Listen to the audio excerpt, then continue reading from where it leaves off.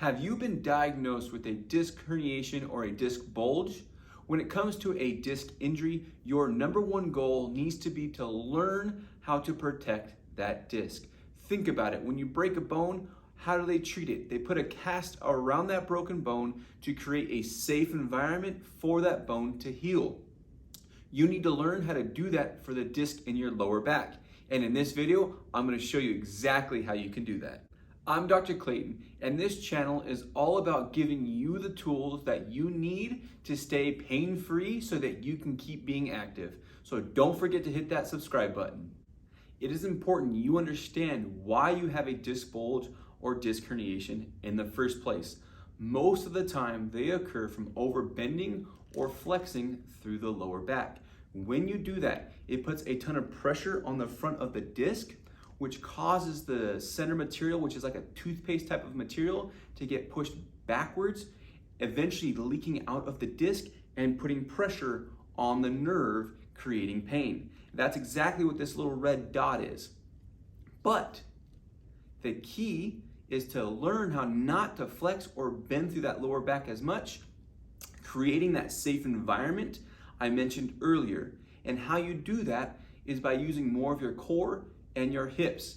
This exercise series I'm about to show you does exactly that. My patients do it and they have great success with it. It is very important through this exercise series that you keep your back straight. If you start to feel discomfort, tightness, pulling in your lower back, that is your body's way of telling you that you're not doing the exercise correctly. If you feel any of that, drop a comment down below and tell me what exercise you're feeling it with, and I'll let you know what you're doing wrong. You're gonna start off by taking 3 big steps backwards. It's very important you stay tall. You're gonna take 1, 2, 3 steps and drop straight down to your knee. From there, you're gonna bring your other knee back to right in line with your other knee that's down on the ground. From there, you're just gonna stay tall, sit back with your hips, and then once you sit all the way back, squeeze your glutes and come back to both knees. You're gonna go back and forth 6 to 8 times. A lot of times patients will feel their back engaged. That's because they're trying to lift with their lower back and they're engaging the lower back muscles. Squeeze your core, squeeze your glutes, and stand up.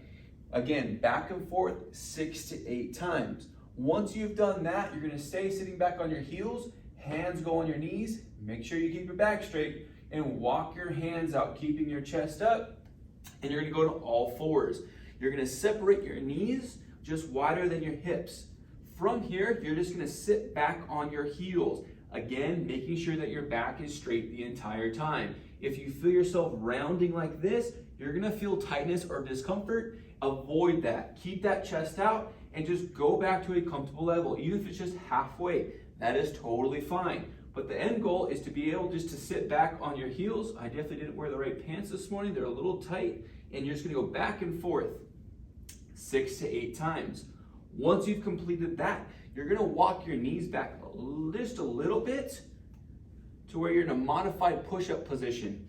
You're gonna go on the inside of your knees just a little bit, let your ankles fall inwards. From here, push the ground away, slightly tuck your butt under, and you're gonna take one hand and tap the opposite shoulder. You're gonna hold for 3 seconds, and then you're gonna switch. You're gonna do this 6 to 8 times. It is very important when you switch hands that you're not shifting your weight and that you're not like falling over. You have to engage your core, squeeze those glutes, and avoid any shifting. One of the main functions of your core is to prevent motion from happening in your lower back. So this is, again, creating that safe environment to allow that disc to heal. On the way back, you're going to keep your back straight, chest out, walk your hands back, sit back on your heels, hands go up on your thighs, squeeze that core, squeeze those glutes, come up to both knees, bring one leg forward, no using your hands when you go to stand up. You're gonna drive this foot into the ground and stand straight up. If you do that series 3 times, I guarantee you, your back will feel a lot better, and you do it once or twice a day, that disc will start to heal in no time. That is my favorite exercise series for the beginning stages of overcoming a disc herniation or disc bulge. In the coming weeks, I'll be coming out with a part 2, which the exercises will be a little more difficult. It's important you progress yourself. So make sure you hit that subscribe button so you get notified when that exercise video comes out. If you have any questions for me, drop them down below. I'd love to help you. Until next time, keep moving and enjoy the rest of your day.